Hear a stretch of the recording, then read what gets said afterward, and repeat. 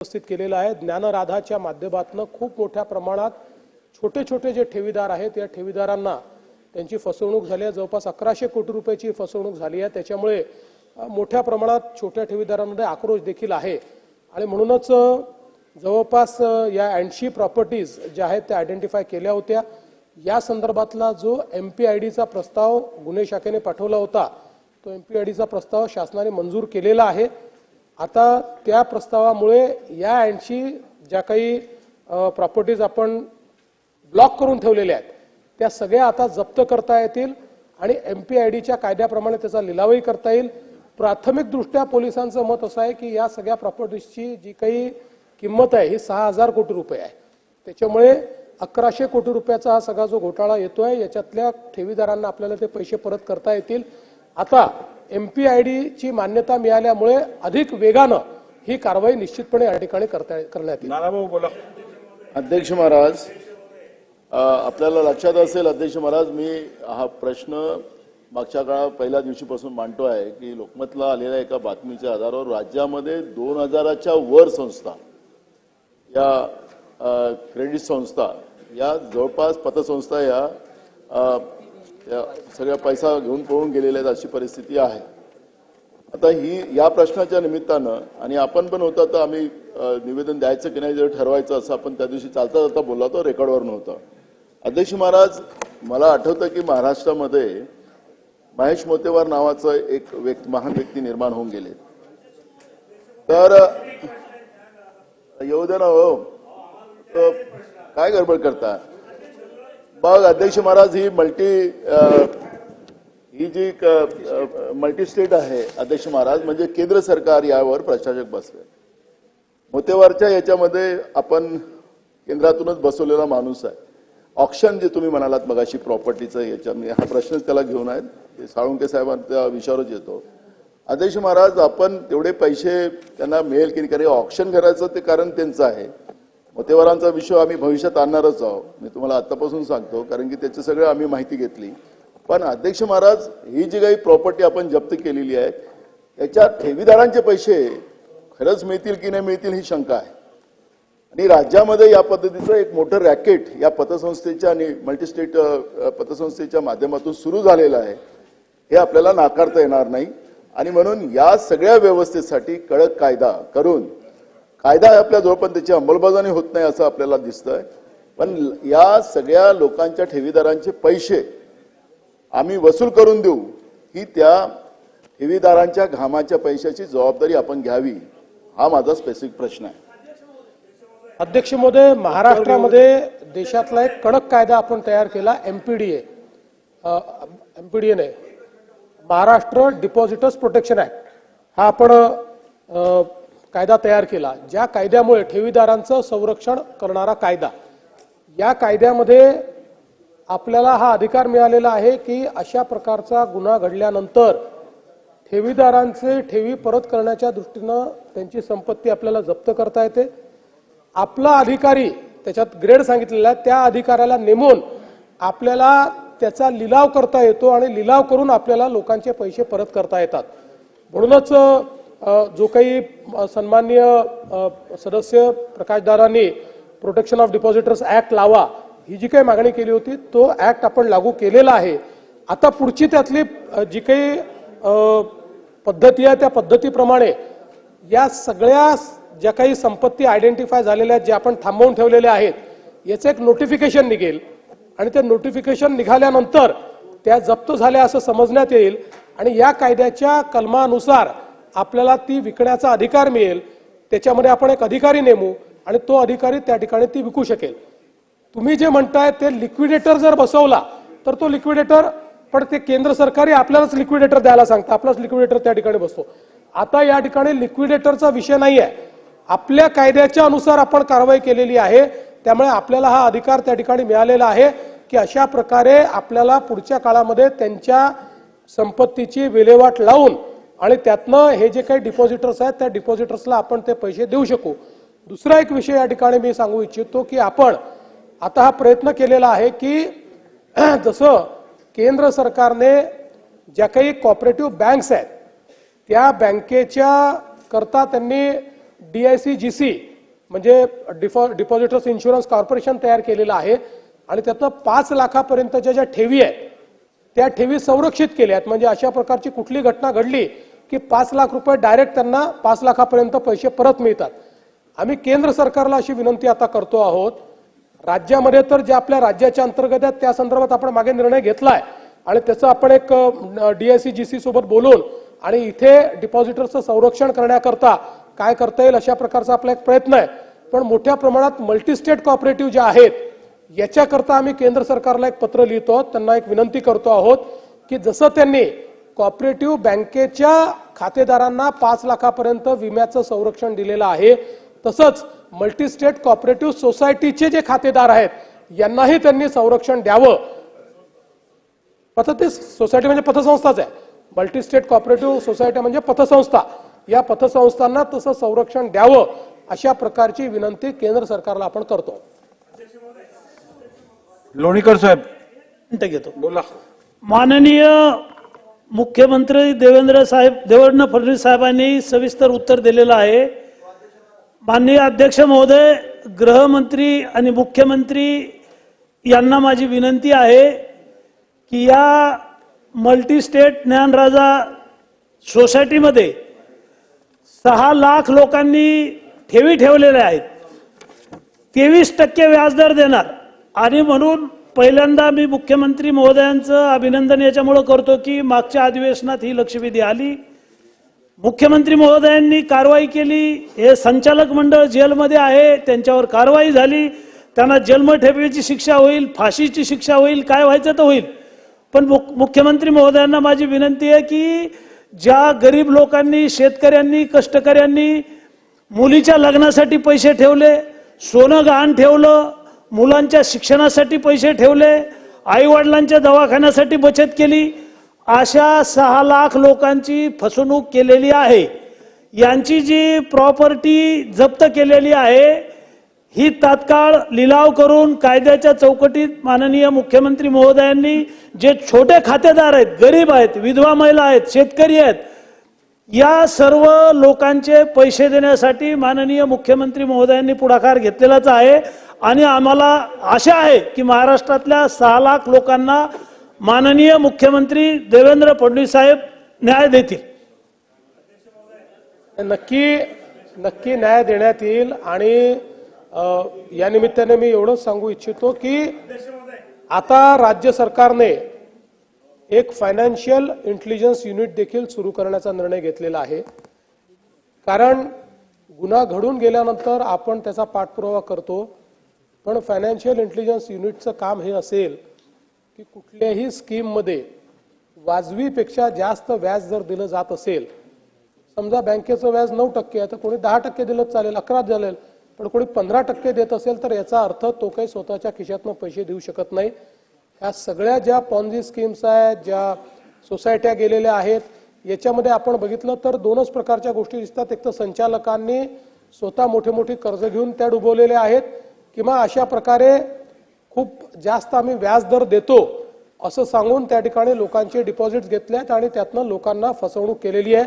त्यामुळे आता financial intelligence unit जे आपण तयार करतोय त्या युनिटच्या माध्यमातून अशा प्रकारे ॲडव्हर्टिजमेंट्स किंवा कुठल्या स्कीम्स या जर कोणी फ्लोट केल्या तर त्याच्यावर लक्ष ठेवून आणि जिथे वाजवीपेक्षा जास्त व्याज देण्याचं त्या ठिकाणी कोणी जर आमिष दाखवत असेल तर त्याच्यावर कारवाई करणं, म्हणजे त्यांच्याकडनं माहिती घेणं की तुम्ही हे कुठलं पैसे देणार आहात, काय तुमचं नेमकं आहे, तुमचं याला बॅकिंग काय आहे, अशा प्रकारची एक प्रोएक्टिव्ह कारवाई देखील राज्य सरकारच्या वतीनं आम्ही करणार आहोत. पुढे जाऊया आता. शेवटचा प्रश्न देतोय राहुल पाटील. चला शेवटचा. सातत्यानं अशा प्रकारच्या ज्या मल्टी स्टेट आहेत महाराष्ट्रात स्थापन होत आहेत अध्यक्ष, आणि सुरुवात मराठवाड्यामध्ये करायला त्यांचं दिली, मोटिव्ह तुम्ही एवढंच विचारलाच आहे की प्रश्न. कुठेतरी फ्रॉड करायचा. आपण जे आता कायदा केलेला आहे की 13% वर किंवा 20% दिले जातात, कुठं भांडे कुंडे दिले जातात असं आमिष दाखवून यांचा मोटिव्ह एवढा आहे की कुठं ना कुठेतरी सर्वसामान्य माणसाचे पैसे घ्यायचे. आता नव्याने एक मराठवाड्यामध्ये स्कीम निघाली आहे, BCची स्कीम सुद्धा अशाच प्रकारची निघालेली आहे. पण अध्यक्ष महाराज, मला आपल्या माध्यमातून मुख्यमंत्री महोदयांना एवढंच विचारायचं की आपण यामध्ये कुठेतरी एखादा कायदा करणार का? ज्या मल्टी स्टेट आहेत, आम्ही सातत्यानं प्रश्न उपस्थित करतो, सहकार खात्याचे मंत्री सुद्धा येत आहेत की ते म्हणतात आमच्या ज्युडिशिक्शन खाली येत नाही, हे केंद्र शासनाच्या अंतर्गत येत आहे. शेवटी केंद्र शासनाच्या अंतर्गत जरी मल्टीस्टेट येत असतील तरी पण सर्वसामान्य महाराष्ट्राचे जनतेचे पैसे तिथे अडकले जातात. म्हणून असा एखादा आपण विशिष्ट कायदा प्रश्न घ्या. करणार का ज्यामुळं याच्यावर आपलं कंट्रोल राहील? एक मिनिट मुख्यमंत्री महोदय, एक मिनिट. सोळंकी साहेबांचा एक छोटा प्रश्न आहे, एकत्र उत्तर देता येईल. हा, अध्यक्ष महोदय, आता पुढे या जायचंय, पुढे ज्ञानराधा मल्टीस्टेटनी ठेवीदारांचा पैसा स्वतःच्या उद्योगामध्ये मोठ्या प्रमाणात गुंतवला आणि त्यामध्ये आता एन्फोर्समेंट डायरेक्टर असेल, इन्कम टॅक्स असेल, यांच्या सुद्धा धाडी पडून त्यांच्याही म्हणजे प्रक्रिया ती चालू आहे. तर माझा स्पेसिफिक प्रश्न असा आहे की या एन्फोर्समेंट डायरेक्टर असेल किंवा IT असेल, या खात्याकडून आपला मालमत्ता विक्रीला कुठली अडचण येणार नाही हे शासन पाहिल का? प्रश्न क्रमांक 1. आणि अशा जे अनेक पतसंस्था आहेत ज्याच्यामध्ये संचालक मंडळांनी फसवणूक केली आहे, गैरवापर केलेला आहे, तर याला संघटित गुन्हेगारी समजून या सर्वावरती, कारण ते कोर्टातून लगेच जमानतीवर सुटतात आणि आपापले उद्योग करायला मोकळे होतात, मोका यांच्यावरती लावून कारवाई केली जाणार का? असे 2 प्रश्न आहेत. अध्यक्ष महोदय, पहिल्यांदा दोन्ही प्रश्नाचं एक उत्तर महत्वाचं हे आहे की नवीन कायद्याची आवश्यकता याकरता नाही की MPIDचा कायदा हा खूप स्ट्रॉंग कायदा आहे आणि MPIDच्या कायदा लागल्यानंतर त्याच्यामध्ये दादा बेल होत नाही. म्हणजे जशी मोकात बेल होत नाही तशी MPIDच्या कायद्यातही बेल होत नाही. त्यामुळे हा एक कडक कायदा आपल्याकडे आहे.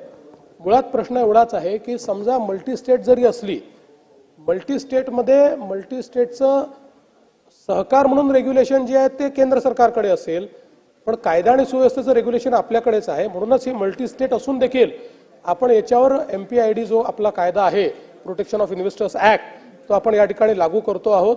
यातलं मूळ जे आहे ते याच गोष्टीमध्ये जे आपण सगळ्यांनी सांगितलं की जेव्हा अशा स्कीम्स घोषित होतात, आता आपण सांगितलं जसं काय म्हणाला चिटफंड नाही, काय म्हणतो आपण त्याला, भिशी, चिटफंड आणि भिशी सारखीच आहे.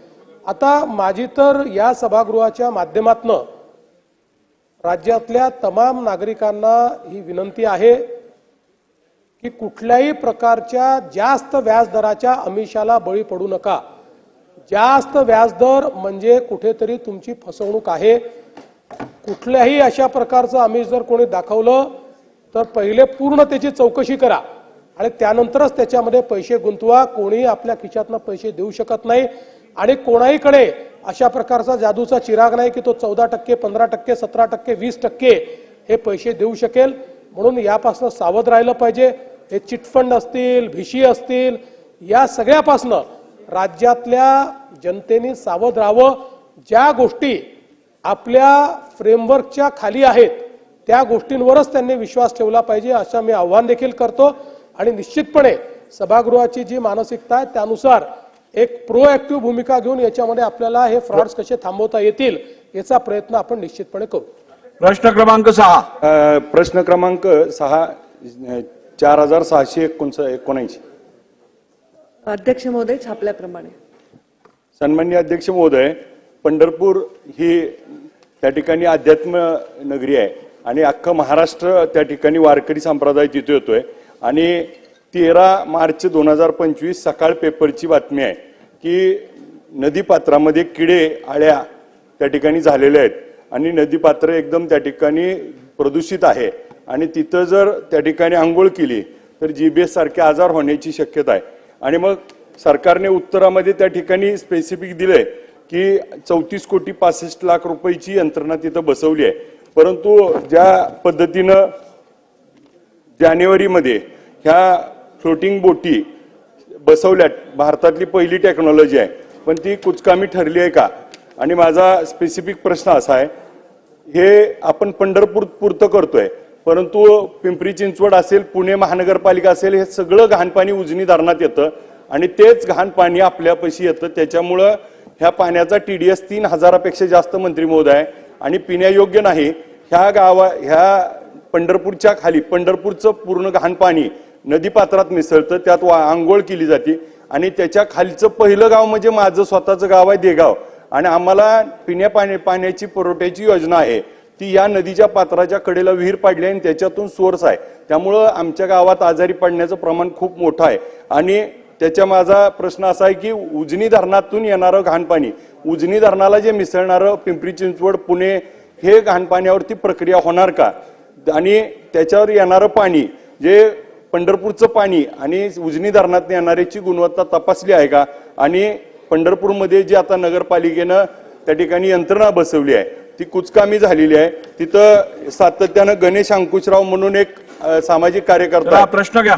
हा, तर तो साहेब माझा प्रश्न असा आहे की आता पंढरपूरच्या तिथं आईल्या पुलाच्या शेजारी त्या ठिकाणी एक ब्रिज होतो, 80 कोटी रुपये मंजूर झालेत. तर तिथं जर त्या ठिकाणी तो बॅरगेज केला 2 TMCचा आणि त्यातून थोडं थोडं पाणी सोडत राहिलं तर फ्लोटिंग राहील आणि कुंडला प्रमाणे केलं तर पंढरपूरला पाण्याचं देखील सोय होईल. आणि याच्यावर काय कारवाई करणार? ह्याचबरोबर नमामि चंद्रभागा म्हणून मुख्यमंत्री महोदयांचा महत्वाकांक्षी प्रकल्प आहे आणि त्याच्यावरती फक्त बैठका झाल्यात, प्रत्यक्षात निधी उपलब्ध झाला नाही. आणि तो निधी उपलब्ध होईल का? आणि त्याबाबत बैठक पुढची कधी आहे, किती बैठका झाल्या आणि याच्यावर काय झालं? अध्यक्ष महोदय, सन्माननीय सदस्यांनी जो प्रश्न विचारला आहे, मुळात जो प्रश्न छापून आलेला आहे तोही खूप स्पेसिफिक आहे. तो चंद्रभागा नदीच्या प्रदूषणाच्या संदर्भात त्यांनी विचारलेला प्रश्न आहे. त्याच्यामध्ये आपण सभागृहातल्या सिनियर सदस्यांनी आवाज कमी करा. तर यामध्ये चंद्रभागा नदीच्या पात्रामध्ये घाण साठली अशी तक्रार प्रदूषण विभागाकडे नसून ती आली होती, ती सहाय्यक अभियंता जलसंपदा यांच्याकडे प्राप्त झाली होती. उन्हाळ्यामध्ये पाणी कमी झाल्यामुळे तिथे शेवाळं आणि काही घाणीचं साम्राज्य होतं. प्रदूषणाचा अशी कुठलीही आम्हाला तक्रार त्याच्यामध्ये पहिले तर प्राप्त झाली नाही. दुसरा विषय आपण जो सांगितला त्याच्यामध्ये इथे नमामि चंद्रभागा हे अत्यंत महत्त्वाचा विषय आहे. नमामि गंगे जसं देशामध्ये प्रधानमंत्री नरेंद्र मोदी यांनी संकल्पना सुरू केली आहे, त्याच संकल्पनेवर आधारित मुख्यमंत्र्यांच्या नेतृत्वाखाली नमामि चंद्रभागा हे काम होत आहे. त्या नमामि चंद्रभागामध्ये 48 कोटीच्या प्रमा या दिलेल्या आहेत आणि त्याच्यामध्ये 34 कोटीचे नगरपालिकेला दिलेले आहेत. त्यामध्ये 15 कोटी खर्च झालेले आहेत आणि हे एप्रिल अखेरपर्यंत जे STPचं काम आहे ते पूर्ण होईल असा अंदाज आता याच्यामध्ये आहे. या संदर्भामध्ये प्रदूषणाची तक्रार कुठेही असेल तर तात्काळ त्याच्यावर कारवाई केली जाईल, त्याच्यावर ॲक्शन घेतली जाईल. पण अशी कुठलीही प्रदूषण संदर्भातली तक्रार आमच्या विभागाला तेव्हा प्राप्त झालेली नाही. आणि उजनी धरणाविषयी आपण म्हटलात तर उजनी धरणामध्ये सुद्धा आपण जर पाहिलं तर या नद्या ज्या आहेत ते भीमा नदी, अकलूज नगर परिषद, त्याच्यामध्ये अकलूज, माळेवाडी यांचं जे घरगुती सांडपाणी आहे त्या सांडपाण्याचा तिथे प्रदूषण आहे. आणि हीच पुन्हा नदी नीरा नदी वाटे भीमा नदीमध्ये हे पाणी जातं. यशवंतनगर, संग्रामनगर या सगळ्या ग्रामपंचायत त्याच्यामध्ये येतात आणि त्याच्या माध्यमातून तिथे नक्कीच त्याच्यामध्ये प्रदूषण येतं. यासाठी अकलूज नगर परिषदेत सुद्धा सांडपाणी प्रक्रिया केंद्र मंजूर केलेलं आहे, त्याची जागाही निश्चित झाली आहे आणि त्याचं काम प्रगतीपथावर आहे. चला प्रश्न क्रमांक बोला. समाधान अवताडेजी बोला. अध्यक्ष महोदय, अतिशय महत्वाचा प्रश्न आहे. अध्यक्ष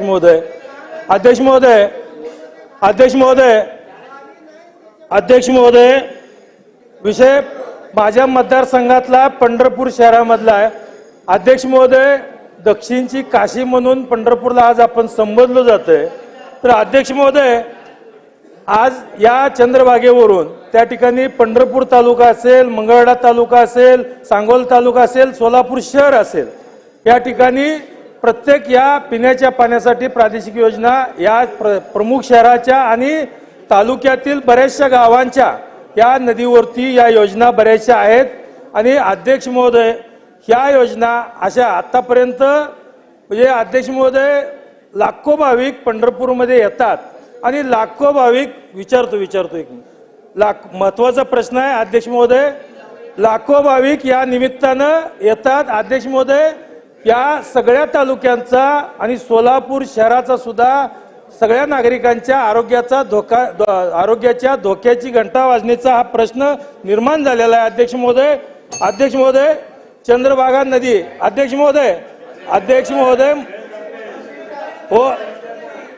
महोदय चंद्रभागा नदीमध्ये केंद्रीय प्रदूषण नियंत्रण मंडळाच्या मार्गदर्शक तत्वानुसार बायोलॉजिकल ऑक्सिजन डिमांडनुसार प्रदूषित नद्यांची वर्गवारी केली जाते. अतिप्रदूषित म्हणून नद्यांची वर्गवारी चंद्रभागेच्या नदीचा समावेश देशामध्ये पहिल्या प्रश्न 10 मध्ये घ्या. आहे. वेळ संपतोय. तरी देखील अध्यक्ष महोदय प्रश्न आहे की या प्रदूषणावरती सरकार ठामपणे कुठला निर्णय घेतील आणि नमामि चंद्रभागेमध्ये अध्यक्ष महोदय नमामि चंद्रभागेमध्ये जे कार्य अहवाल दिला होता ते कागदावरतीच राहिलेला आहे. तो कधी त्या ठिकाणी अंमलात आणला जाईल. चला मंत्री महोदय. अध्यक्ष महोदय, सन्माननीय सदस्यांनी जो विषय उत्तर विचारलाय होते ना, उत्तर. त्याच्यामध्ये 2 विभागांचा विषय येतो. एक म्हणजे पाणी पुरवठा विभाग, जलसंपदा विभाग आणि नगर विकास विभाग. तर मी स्वतः, कारण मी सुद्धा या महाराष्ट्रातली विठ्ठलाची भक्त आहे, चंद्रभागेच्या पावित्र्याविषयी मला त्याची पूर्ण जाणीव आहे.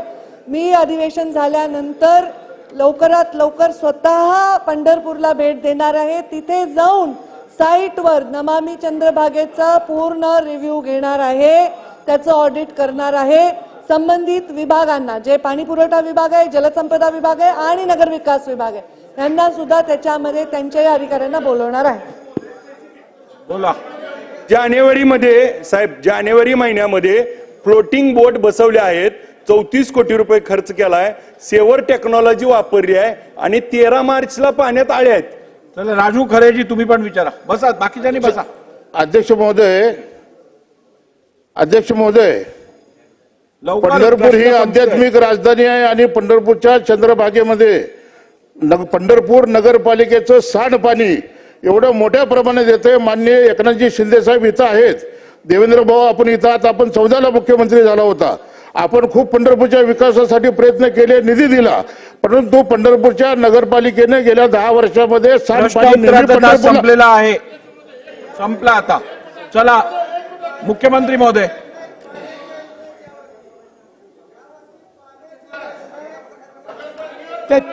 त्याच्यावर एक चर्चा लावू त्याच्यावर एक चर्चा करू. त्याच्यावर राजू खरेजी चर्चा लावू. बसा.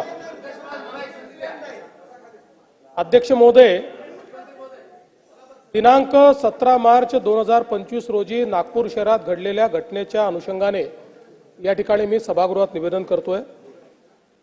काल दिनांक 17 मार्च 2025 रोजी सकाळी 11:30 वाजता नागपुरातील महाल परिसरात विश्व हिंदू परिषद व बजरंग दलाच्या कार्यकर्त्यांनी औरंगजेबाची कबर हटाव असे नारे देत आंदोलन केले.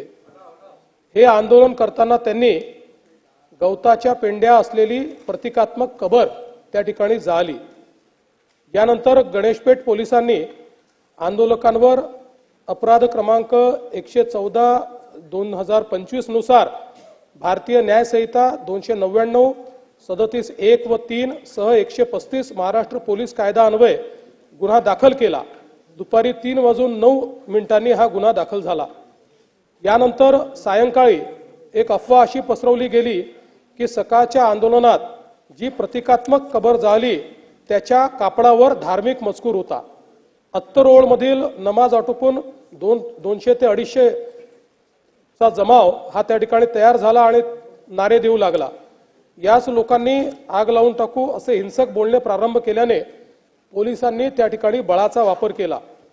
यापूर्वी बजरंग दलाच्या कार्यकर्त्यांविरुद्ध तक्रार द्यायची आहे अशी मागणी करण्यात आल्याने त्यांना गणेशपेठ पोलीस ठाण्यामध्ये आमंत्रित करण्यात आलं. त्यांची तक्रार ऐकून घेण्यात आली. एकीकडे पोलिसांची कारवाई सुरू असताना दुसरीकडे हंसापुरी भागामध्ये 200 ते 300 लोक हातात काठ्या घेऊन दगडफेक करू लागले. त्यांच्या तोंडावर फडके बांधले होते. या घटनेत 12 दुचाकींचे नुकसान झाले आहे.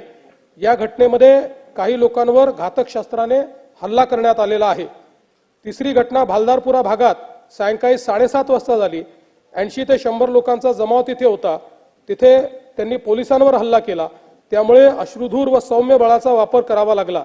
या घटनेत एक क्रेन, 2 जेसीबी व काही 4 चाकी वाहने ही जाळण्यात आली.